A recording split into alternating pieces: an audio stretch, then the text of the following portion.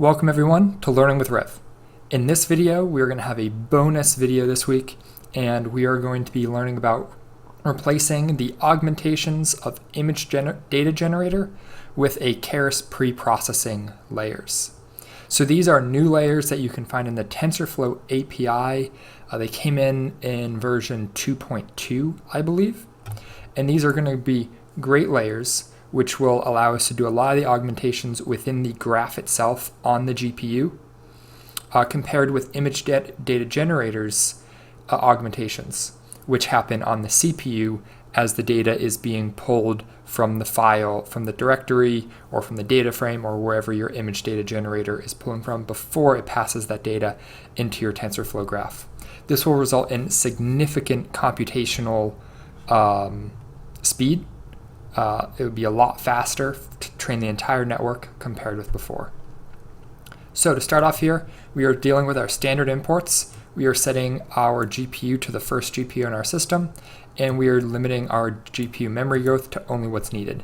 And then here are all the imports we will need for today's video. And we need to do that right there. Perfect. So now we're going to load our data the same way that we do it every other time. And I'm just going to copy and paste this in. And I will explain ImageDataGenerator will have some things you may not recognize.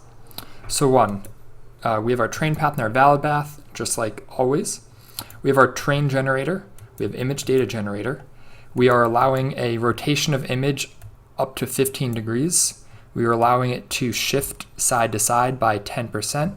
We're allowing the height to change up and down by 10%, and the brightness can change from 0 to 0.2, so up to 20% of the standard brightness. And the same thing for our validation data. So actually we're going to remove it for the validation data, because actually we're going to leave it because it will be necessary for the comparison. And then it's standard flow from directory, train path, and valid path. Our target size, again, we are going to be using this large fish data set because that's what we've been doing in our series. If you want to, you can check that up in the card in the top right-hand corner. So this is our ImageDataGenerator with augmentations. As you can see, the augmentations are here, and we have found all of our images. Next, we are going to build a model from MobileNet version 3. So we're going to say base model equals MobileNet v3 small. Weights equals, we're going to use the ImageNet standard weights. If you had your own weights, you could load them in as well. Include top equals false. This allows us to tack on any additional layers that we need. So x equals base model dot output. X equals, I'm going to do global average pooling 2D, and we are going to pass in our outputs there, equals dense 512, activation equals ReLU with X here, and then we are going to do those again, but we're going to decrease them to 256 and 128. And then we are going to set our predictions equal to a dense layer of 9 because we have 9 different fish in our data set. And our activation will be softmax, which will give us a probability of each one of these being true. So the activation for this one here will be anywhere between 0 and 1. And the sum of all the activations will be 1. So let's say it's a smattering, it doesn't really know what it is. It should be an even spread, essentially 11% per each activation. But in this case, we're going to use activation equal, and if it was one of those specifically that thinks it is, that activation in that position will be higher. We're going to pass in that X value there.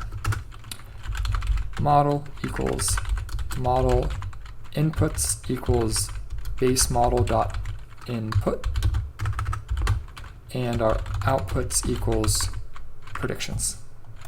And now we have successfully built our model. I'm going through this part a little bit quick because it's things that we have done before. We are also going to freeze layers in our model. So this is going to be for layer in our model.layers up to the -5th layer. So -1, 2, 3, 4, 5. So up until we started adding layers to this model, they will not be trainable. So that is our goal here. And then we are going to plot model, and we're going to put model in there. As we can see, this is MobileNet v3. We have blocks here, and a larger block, small block, large block, and this is how this network is built. And if we scroll all the way to the bottom, we can see that it ends in these dense layers. So that is perfect. We can see at the very beginning, we do have our input layer too. So just to show you all what is going on.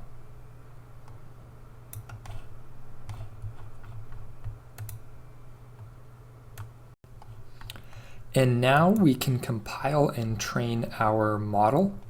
So we are going to say model.compile, and we're going to set a loss equal to categorical cross entropy.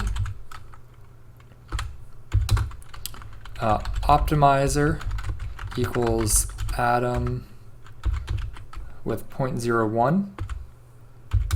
And we are going to set the metrics equal to accuracy.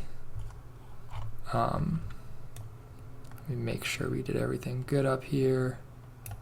We're going to collapse this for now.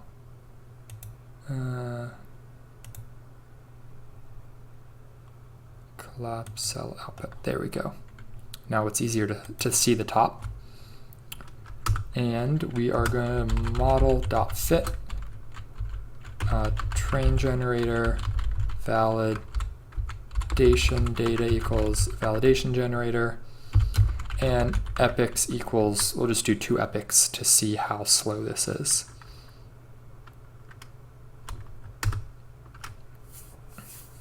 And we're going to let this kick off, and I will fast forward until this training is done.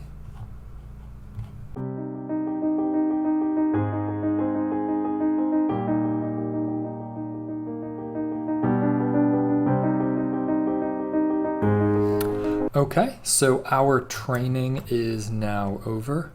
I'm going to copy these results over to another page just so I have them for future reference. As we can see, that first step took 459 seconds. The second step took 454 seconds. It's a very long time. 460 seconds, that's significantly longer than any previous training we've done with this model or similar models. Almost 7.5 minutes of total training time per epoch. So what can we do to speed this up? I think one thing that we can do is we can build a model that augments data within the model itself. So I'm going to restart this. I'm going to clear all of our outputs. We're going to start again. We're going to have our imports here. We are going to change our train and validation generator.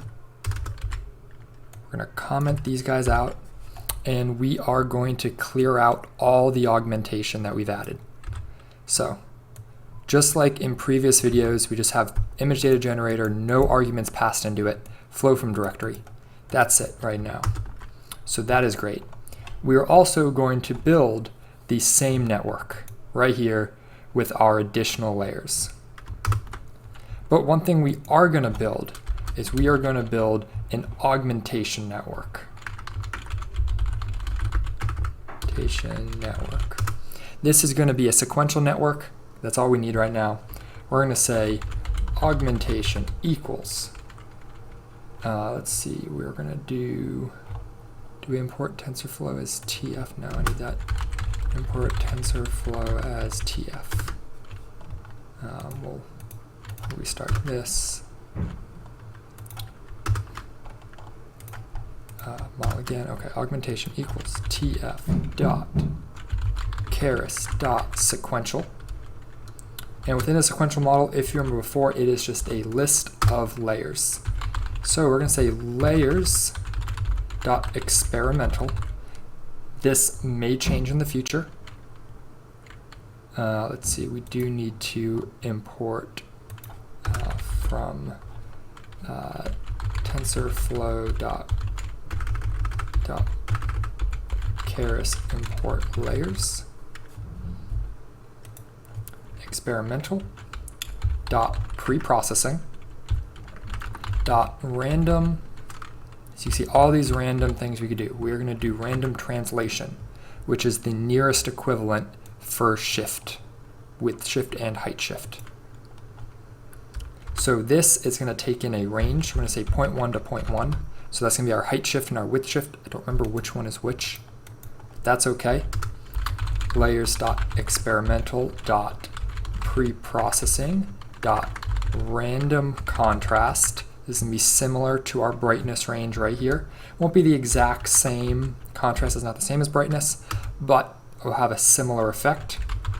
Layers dot experimental dot preprocessing dot we are going to add random rotation, just like before. Random rotation. We did 15. This case, it is going to be in radians, 0.041. So they change from degrees to radians. It's a little bit annoying. That's just the way it is. And we're going to give this a name. Name equals data augmentation. So this is going to be its own little model. So now that we have built our main model, we have built our augmented model. We are then going to combine these together. Now this is a little complicated. At least I thought it was complicated at first. It still throws me for a loop just a little bit. We're going to set we have an input 590 by 445 by 3. So the first thing we have to do is we have to build an input layer, because neither of these have an input layer right now.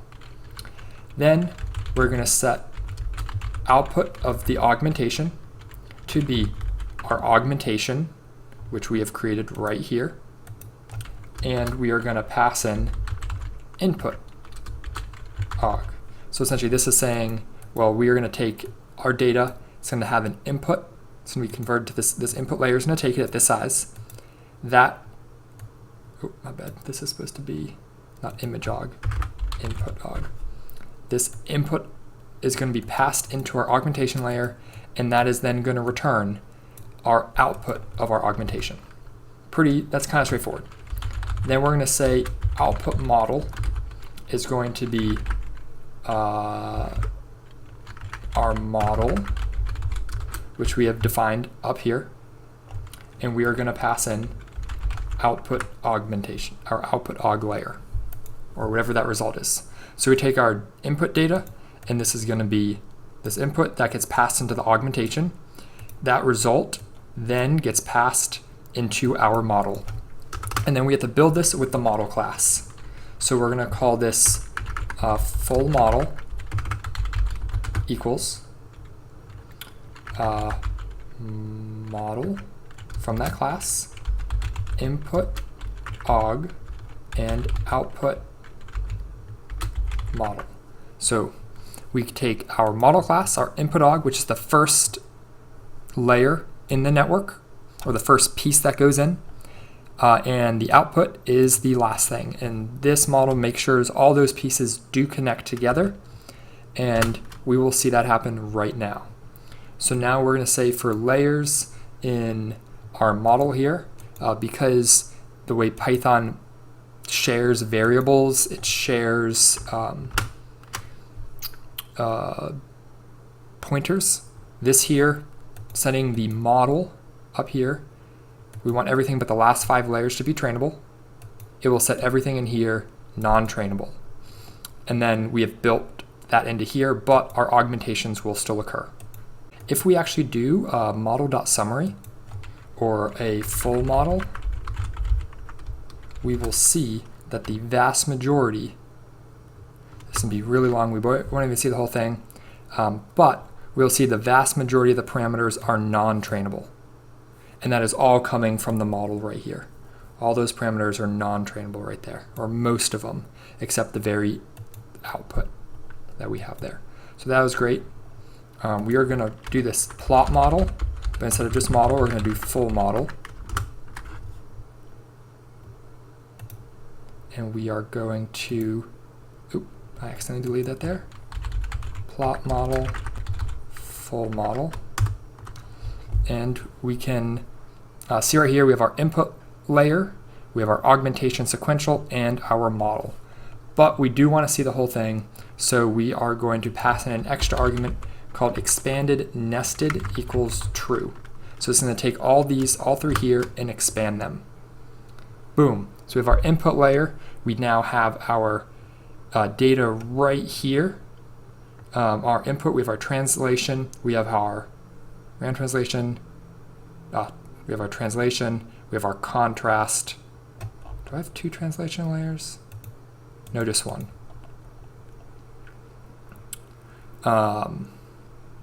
We have our contrast and we have our rotation, and then we have that full model that we had before.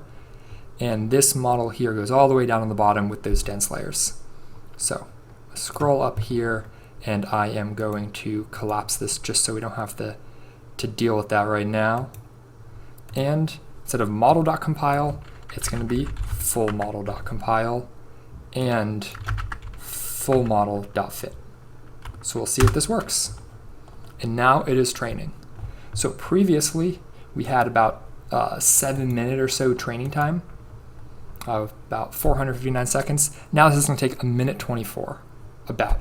And I'm going to fast forward here, and you will see in just a few minutes how much faster this network trained, and we can see the result in the accuracy also.